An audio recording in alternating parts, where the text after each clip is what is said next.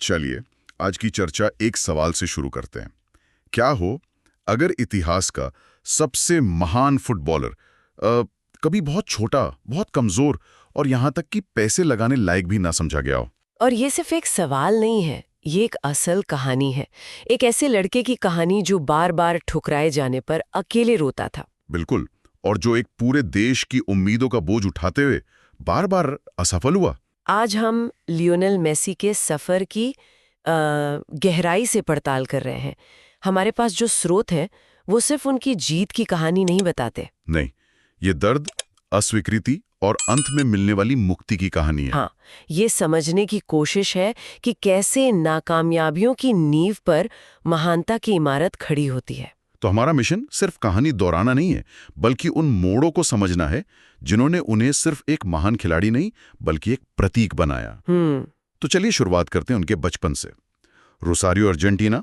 स्रोत बताते हैं कि वो बचपन से ही असाधारण थे, है ना? हाँ, असाधारण तो थे पर बहुत शांत तरीके से। 24 जून 1987 को जन्मे लियोनेल मेसी के बारे में कहते हैं कि गेंद हमेशा उनके पैरों से चिपकी रहती थी। जैसे पैर का ही हिस्सा हो। बिल्कुल। उनके भाई बताते हैं कि पड़ोस के बड़े लड़के भी उन्हें अपनी टीम में लेने के लिए लड़ते थे। मतलब प्रतिभा तो साफ दिख रही थी। लेकिन कहानी में एक बहुत बड़ा और डरावना मोड़ आने वाला था। हाँ। और वो मोड़ तब आया जब मेसी सिर्फ 11 साल के थे। डॉक्टरों ने कुछ ऐसा बताया जो किसी भी परिवार के सपनों को तोड़ सकता था। उन्हें ग्रोथ हार्मोन की कमी यानी ग्रोथ हार्मोन डेफिशिएंसी का पता चला। इसका आसान भाषा में क्या मतलब था उस वक्त? इसका सीधा मतलब था कि अगर इलाज नहीं किया गया तो उनका शारीरिक विकास रुक जाएगा। वो कभी एक पेशेवर फुटबॉलर बनने लायक शरीर हासिल ही नहीं कर पाते। मतलब सपना शुरू होने से पहले ही खत्म, बिल्कुल। और चुनौती सिर्फ मेडिकल नहीं थी, आर्थिक भी थी। हमारे स्रोत बताते हैं कि इलाज का खर्च बहुत ज्यादा था। करीब 900 से $1000 प्रति माह, जो उस वक्त अर्जेंटीना में एक सामान्य परिवार के लिए बहुत बड़ी रकम थी। उनके पिता फैक्ट्री में काम करते थे और माँ घर की सफाई का। तो ये नामुमकिन था। उन्होंने हर दरवाजा खटखटाया, अपने लोकल क्लब न्यूएल्स ओल्ड बॉयज से मदद मांगी। उन्होंने कुछ समय मदद की भी, पर फिर हाथ खड़े कर दिए। और ब्यूनस आयर के बड़े क्लब रिवर प्लेट? उन्होंने भी दिलचस्पी तो दिखाई, लेकिन जैसे ही इलाज के खर्च की बात आई वो भी पीछे हट गए। ये बात मुझे हैरान करती है। मतलब रोसारियो तो फुटबॉल का गढ़ है, वहां किसी ने इस टैलेंट को संभालने की कोशिश नहीं की?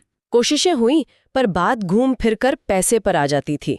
सब मानते थे कि लड़का प्रतिभाशाली है, लेकिन कोई भी एक छोटे कमजोर बच्चे पर इतना बड़ा दांव लगाने को तैयार नहीं था। जरा सोचिए, उस 11-12 साल के बच्चे पर क्या गुजर रही होगी जब उसे बार बार ये बताया जा रहा हो कि तुम्हारा सपना तुम्हारी पहुंच से ज्यादा महंगा है।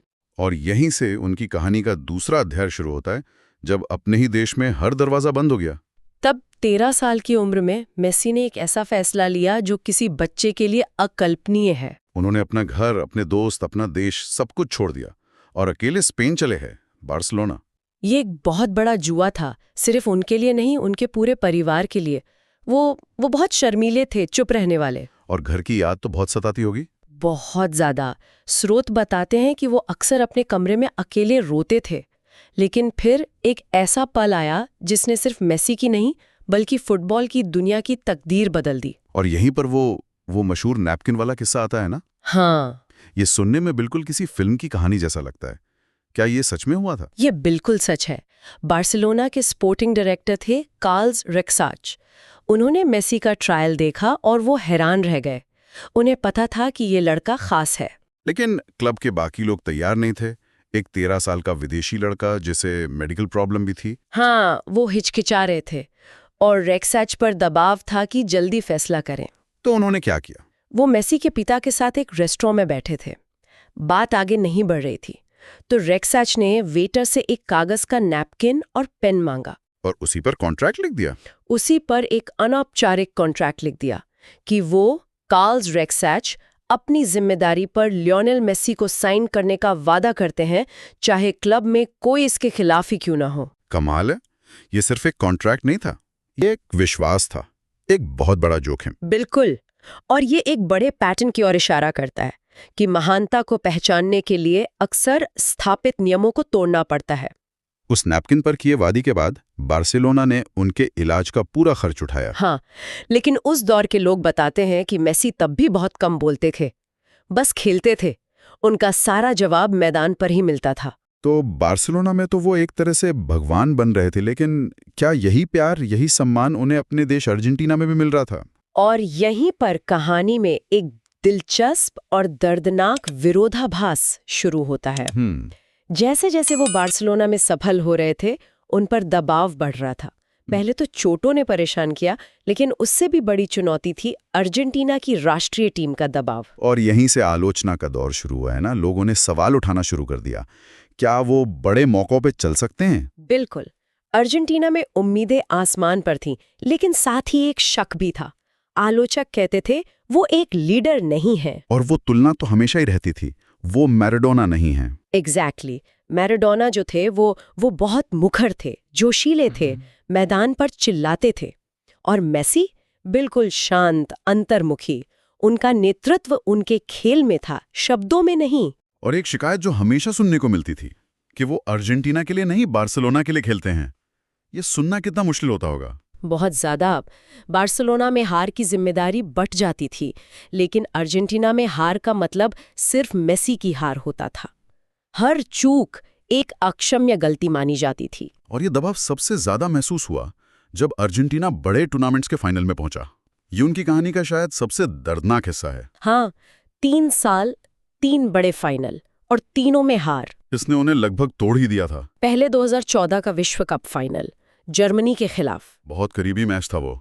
अतिरिक्त समय में 1-0 से हार गए। हाँ, और स्रोत बताते हैं कि उस मैच में मेसी शारीरिक रूप से अपने चरम पर नहीं थे, थके हुए लग रहे थे। फिर आया 2015 का कोपा अमेरिका फाइनल, चिली के खिलाफ। वो पेनल्टी शूटआउट में हार गए। और फिर 2016 में कोपा अमेरिका का एक और फाइनल, फिर से चिली के खिलाफ। और नतीजा फिर वही, पेनल्टी शूटआउट में हार। और 2016 का वो फाइनल, वो शायद सबसे बड़ा मोड़ था। पेनल्टी शूटआउट में मेसी खुद पेनल्टी मिस कर देते हैं। और उसके बाद जो तस्वीरें थीं, वो मैदान पर ही टूट गए थे। उनकी आंखों में बेबसी साफ दिख रही थी। उस हार का असर इतना गहरा था कि कुछ दिनों बाद, सिर्फ 29 साल की उम्र में, उन्होंने अंतर्राष्ट्रीय फुटबॉल से संन्यास की घोषणा कर दी। पूरी दुनिया हैरान रह गई थी। उन्होंने कहा था, मैंने अपनी पूरी कोशिश की, 4 फाइनल हो गए, ये मेरे लिए नहीं है। एक ऐसा खिलाड़ी जिसके पास क्लब फुटबॉल में सब कुछ था, वो अंदर से बिल्कुल खाली महसूस कर रहा था। ये सोचना भी अजीब है, 29 की उम्र में अपने चरम पर कोई सब कुछ छोड़ देने का फैसला कर ले। ये दिखाता है कि मानसिक दबाव कितना ज्यादा था। बिल्कुल। लेकिन जैसा कि महान कहानियों में होता है, ये अंत नहीं था। नहीं, पूरे अर्जेंटीना में एक मुहिम छिड़ गई। नो ते वायास लियो, लियो मत जाओ। ये नारा हर जगह गूंज रहा था। और मेसी वापस आए। हाँ, वो वापस आए, लेकिन इस बार का मेसी कुछ अलग था। क्या बदला था उनमें? ये एक तरह का मानसिक बदलाव था। वो ज्यादा शांत, ज्यादा मजबूत दिखे। ऐसा लगा मानो उन्होंने उस दबाव को खुद से अलग कर दिया था। अब कोई तुलना नहीं, कोई बोझ नहीं, सिर्फ फुटबॉल। और इस बदली हुई मानसिकता का असर मैदान पर साफ दिखा। 2021 का कोपा अमेरिका। उस टूर्नामेंट में मेसी ने टीम का नेतृत्व किया, न सिर्फ अपने खेल से, बल्कि अपने जुनून से भी। और फिर फाइनल की आखिरी सीटी बजी। ब्राजील को उन्हीं के घर में हराकर अर्जेंटीना जीत चुका था। मेसी घुटनों के बल मैदान पर गिर पड़े और रोने लगे। वो जीत के आंसू थे, राहत के आंसू।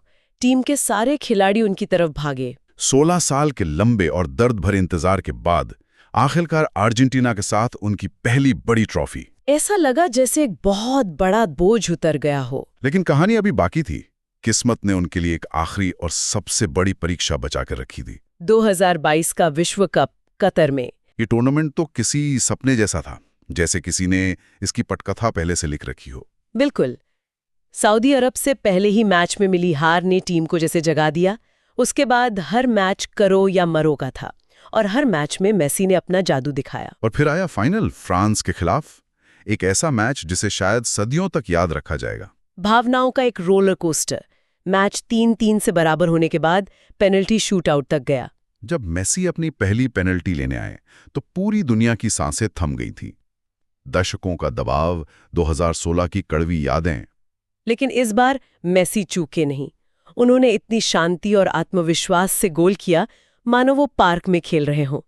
और जब आखिरी पेनल्टी पर अर्जेंटीना की जीत पक्की हुई, वो सपना पूरा हो गया आखिरकार। हाँ, आखिरकार मेसी ने वो विश्व कप ट्रॉफी उठा ली। दशकों का अभिशाप टूट चुका था। तो इस पूरी कहानी को देखने के बाद इसका सार क्या है? हम इससे क्या सीख सकते हैं? देखिए, मेसी कभी मैदान पर सबसे लंबे, सबसे मजबूत या सबसे मुखर खिलाड़ी नहीं थे, लेकिन वे सबसे ज्यादा निरंतर, सबसे ज्यादा जुझारू और शायद सबसे ज्यादा मानवीय थे। उनकी कहानी हमें बताती है कि अस्वीकृति अंत नहीं होती। बिल्कुल। अगर उन्होंने उन लोगों की बात मान ली होती जिन्होंने उन्हें बहुत छोटा कहा था, तो फुटबॉल अपने सबसे महान कलाकार को खो देता। और असफलता के बारे में भी एक बड़ी सीख है। वो 3 फाइनल की हार, वो दर्दनाक थी, लेकिन शायद उन्हीं ने उन्हें वो बनाया जो आखिर में विश्व कप जीत सका। सही कहा। उन हारों ने उन्हें तोड़ा, लेकिन शायद उसी दर्द ने उन्हें वो मानसिक ताकत दी। और ये भी कि कभी-कभी खामोशी में भी बहुत बड़ी ताकत होती है। उन्होंने कभी अपनी आलोचना का जवाब शब्दों से नहीं दिया। कभी नहीं, हमेशा अपने खेल से दिया। उनकी चुप्पी उनका हथियार थी। और शायद सबसे बड़ी बात कि अकेली प्रतिभा के बजाय लगातार की जाने वाली मेहनत ज्यादा मायने रखती है। बिल्कुल। और इस चर्चा के अंत में मैं श्रोताओं के लिए एक विचार छोड़ना चाहती हूँ। मेसी की कहानी हमें इस सवाल पर सोचने के लिए मजबूर करती है कि अगर हम प्रतिभा को परखने के अपने शुरुआती पैमानों पर फिर से विचार करें, तो शायद हम उन अनगिनत कलाकारों और खिलाड़ियों को खोज पाएंगे जिन्हें सिर्फ इसलिए नजरअंदाज कर दिया गया क्योंकि वे पारंपरिक मानकों पर खरे नहीं उतरते थे। शायद असली प्रतिभा साइज या शक्ल में नहीं, बल्कि लगन और कभी ना हार मानने वाले जज्बे में छिपी होती है।